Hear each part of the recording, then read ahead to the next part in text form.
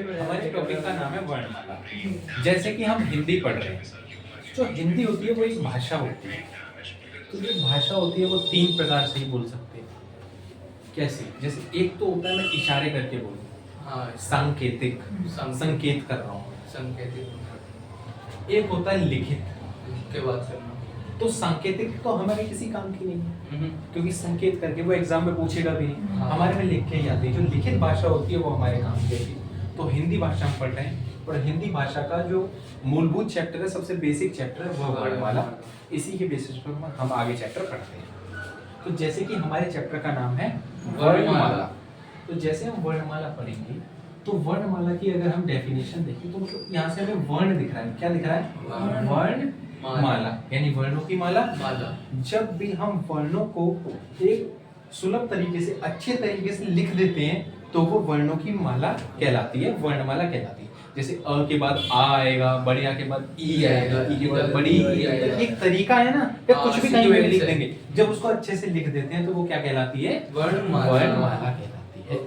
तो ये तो सबसे पहले जो वर्णमाला है हम कह सकते हैं कि दो भागों में विभाजित होती है।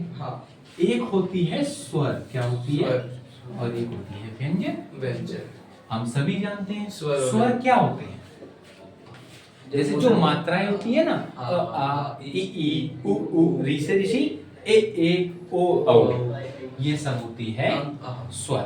अंग आह, जैसे बच्चे ने बोला अंग, ठीक। जैसे ओ औ तक स्वर होते हैं, और जैसे इन्होंने बोला अंग और आह, ये जो होता है, ये दो पहले स्वरों के अंदर आया करते थे, लेकिन बाद में इन्हीं को अयोगवाह कहा जाने लग गया। क्या कहा जाने लग गया? अयोगवाह। अयोगवाह, जैसे इसकी विसर्ग बोलते हैं, इसको क्या बोलते हैं?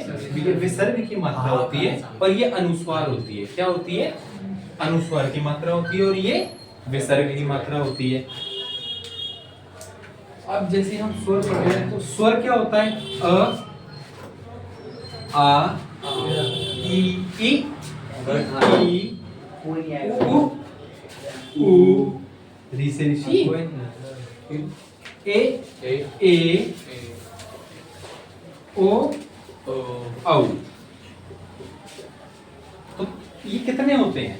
1 2 3 4 5 6 7 8 9 10 11। कितने होते हैं? किसको? ओ पे? ओ औ औ। ये कितनी मात्रा होती है? इसमें 2 मात्रा होती है। बहुत बढ़िया बोला भाई राजन ने। ये कितने होते हैं स्वर? 11 होते हैं। कितने होते हैं? 11। और अगर हम टोटल देखे जाएं वर्णमाला में कितने वर्ण होते हैं, तो इसका आंसर होता है 52। कितना होता है? 52। अब स्वर कितने होते हैं तो हमें पता चल गया 11। अयोगवाह कितने होते हैं तो हम कह देंगे 2, अंग और आह। लेकिन यहीं पर स्वर में घुमा के भी पूछ लेता है, कहता है लिखने के आधार पर स्वर कितने हैं, तो मैंने लिख के दिखा दिए कितने हैं? 11। लेकिन पूछे बोलने के आधार पर कितने हैं, तो बोले जाते हैं 10। अब 10 क्यों बोले जाते हैं? क्योंकि इसको बोलोगे अ आ ई उ री, तो री तो र से रत भी होता है, उसको भी री बोलते हैं। तो बोलने के आधार पर इसको काउंट नहीं करते, बोलने के आधार पर हो जाते हैं 10 और लिखने के आधार पर होते हैं 11। यहाँ तक है। अब हम व्यंजन पढ़ते हैं। क्या पढ़ते हैं? व्यंजन। जब हम व्यंजनों को डिवाइड करते हैं तो होता है क, ख, ग, घ, अंगा। यही होता है। च से चम्मच, छ से छतरी, ज से जहाज, झ से झंडा, इया। ट से टमाटर, ठ से टटेरा, ड से डमरू, ढ से ढक्कन, अणा खाली।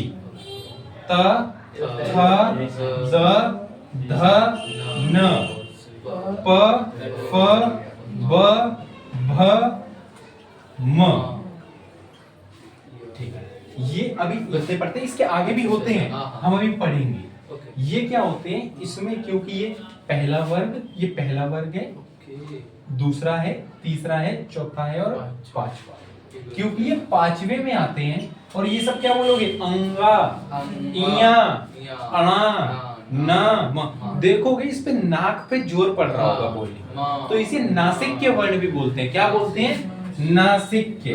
कौन से? नासिक के वर्ण। नासिक के, क्योंकि ये नाक से बोले जाते हैं। अगर तुम नाक बंद करके बोलने की कोशिश करो तो थोड़ी सी दिक्कत होगी।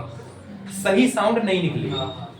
पहला, दूसरा, तीसरा, चौथा, पांचवा, क्योंकि ये पांचवें नंबर पे पड़े हैं तो ये पंचमाक्षर भी होते हैं। क्या होते हैं? पंचमाक्षर। पंचमाक्षर। तो नासिक के वर्ण कौन से होते हैं? ये होते हैं। पंचमाक्षर। आपको दे देगा त, द, ध, न।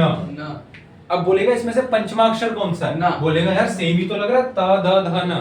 समझ में ही नहीं आएगा, उसमें से न होगा पंचमाक्षर। ठीक है, इतनी बात आ गई समझ? यस।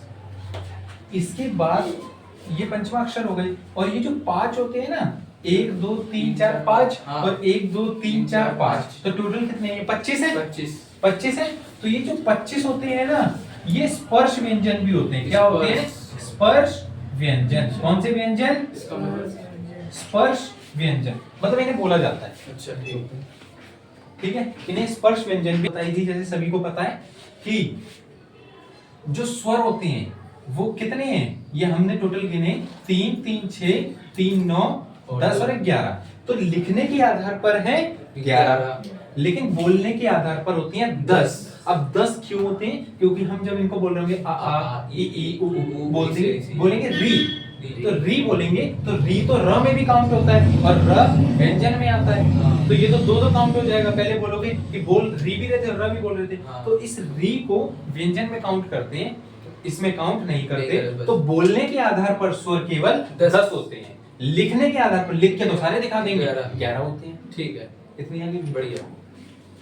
अब व्यंजन, व्यंजन की जब बात कर रहे थे तो क ख ग घ ङ च छ ज इया ट ठ र त प फ ब भ। ठीक है, ये हमने लिखा था। लिखने के बाद जैसे हम देख रहे हैं, ये पहला, दूसरा, तीसरा, चौथा, पांचवें नंबर पर पढ़ते हैं। क्योंकि ये पांचवें नंबर पर पढ़ रहे हैं, इसीलिए हम इन्हें पंचमाक्षर भी बोल देते हैं। क्या बोलते हैं? पंचमाक्षर। क्योंकि ये पांचवें में पढ़ रहे हैं, इसलिए इन्हें बोल देते हैं पंचमाक्षर। जब हम इन्हें बोलेंगे अंगा, इया, तो क्योंकि आप देखोगे नाक पे जोर पड़ रहा है, इसलिए इन्हें नासिक के वर्ण भी बोलते हैं। क्या बोलते हैं? नासिक के वर्ण। क्योंकि ये पांचवें नंबर पे है तो पंचमाक्षर, नाक से बोले जाते हैं तो नासिक के वर्ण। पांचवें नंबर पे है तो पंचमाक्षर, नाक से बोले जाते हैं तो नासिक के